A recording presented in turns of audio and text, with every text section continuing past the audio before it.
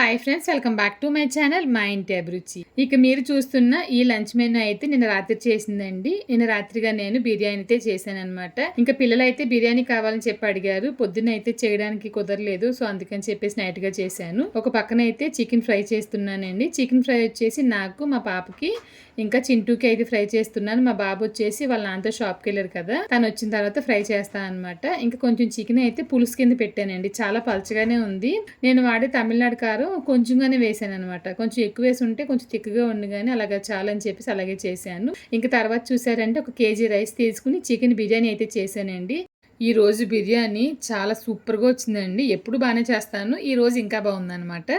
ఇంకా పెరుగు చట్నీ అయితే ఎప్పటిలాగానే మా అమ్మ అయితే చేసేసింది. ఈ రోజు ఏదో ఒక ప్రయోగం అయితే చేసింది పెరుగు చట్నీలో, పర్వాలేదు బాగానే ఉంది.